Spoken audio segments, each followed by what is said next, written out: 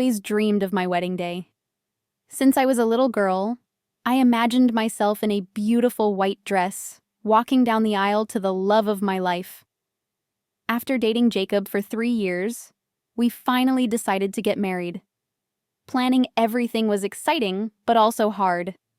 The decorations, food, and dress had to be perfect. My wedding dress was special. I saved for a long time to buy it. It was a pure white gown with lace and sparkling beads. I felt so happy, but I didn't know that my own sister was planning something terrible. My younger sister, Marlene, was always different from me. She was confident, always cared about her looks, and loved attention. Growing up, she would always say she was prettier than me. When I got engaged, she wasn't happy. Instead, she looked at me with jealousy. "Why would Jacob marry you?" she sneered. "You're so plain." Her words hurt, but I ignored them.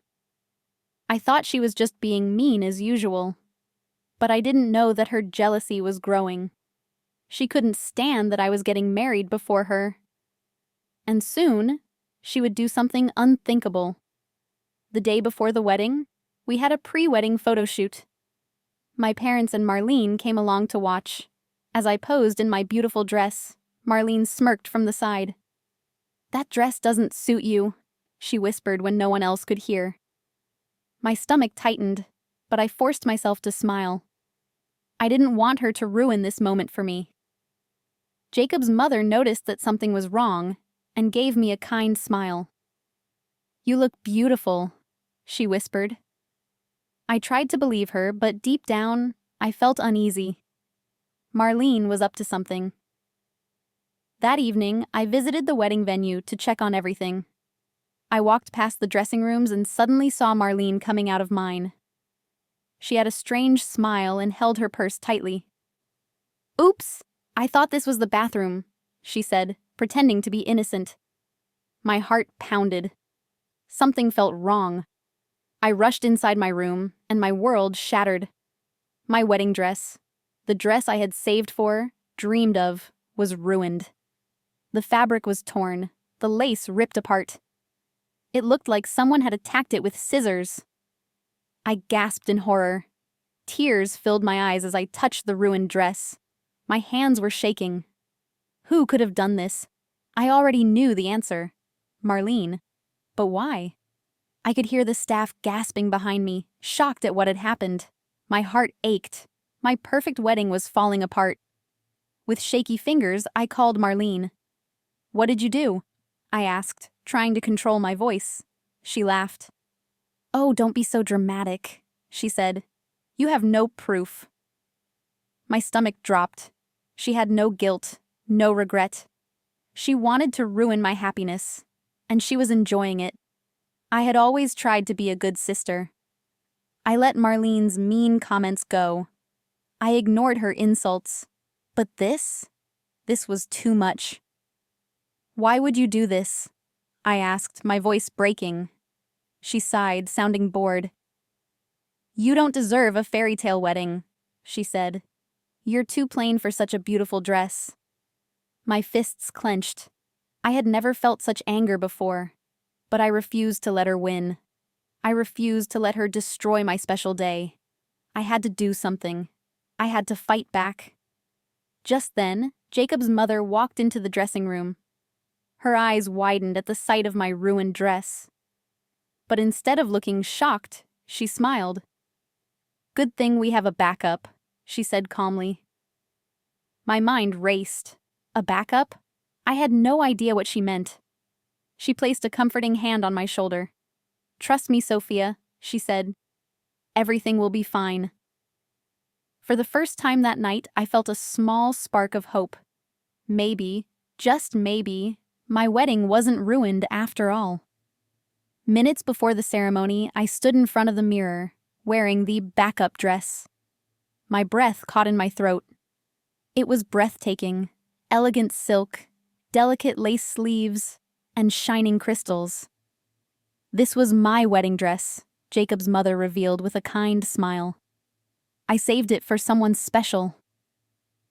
Tears welled in my eyes. My ruined dress was gone, but I had gained something even more meaningful: her love and support. The wedding wasn't ruined after all. As the music started, I took a deep breath. It was time. Marlene wanted to break me, but I wouldn't let her. The chapel doors opened and I stepped inside, my father beside me. A hush fell over the room, followed by gasps of admiration. I walked slowly, my heart pounding. Marlene's face was frozen in shock. She had expected me to walk in humiliated, wearing something simple and rushed. Instead, I looked stunning. Jacob's expression was filled with love. My sister gripped the edge of her seat, her face red with fury. She had lost. But I knew Marlene well. She wouldn't let me have my moment in peace. She had one more plan, and I braced myself for it. Just as Jacob and I were about to exchange vows, Marlene suddenly stood up. "Wait!" she yelled. The entire chapel turned to look at her. My stomach twisted. What was she doing now? "She doesn't deserve this dress! It's not even hers!" she shouted. Murmurs spread through the guests. My mother-in-law remained calm. She stood up gracefully and smiled. "Actually, this is a handmade couture gown worth $200,000, she said. "I wore it on my own wedding day." The room fell silent. Marlene's face went pale. She had thought she had humiliated me. Instead, she had humiliated herself. Marlene clenched her fists, her confidence fading. "You gave that dress to her?" she stuttered. My mother-in-law nodded. "Because she is kind and strong. She deserves it." The guests murmured in agreement. Marlene looked around, hoping for someone to take her side, but no one did. She had embarrassed herself, but she wasn't done. "Fine," she spat, "but you have no proof I ruined her first dress." A smirk formed on my lips. "Actually," I said, pulling out my phone, "we do." Marlene's smirk vanished. "What do you mean?" she asked, her voice shaky. "The dressing room had security cameras," I said calmly. Her eyes widened in horror. "No, that's a lie," she gasped. "It's not," I continued. "We saw everything. You cut my dress, Marlene, and I'm considering pressing charges for property damage." Gasps filled the room. Marlene stumbled back, her face turning pale. You wouldn't," she stammered. "Oh, I would," I said firmly. For years she had hurt me, made me feel small. But not today.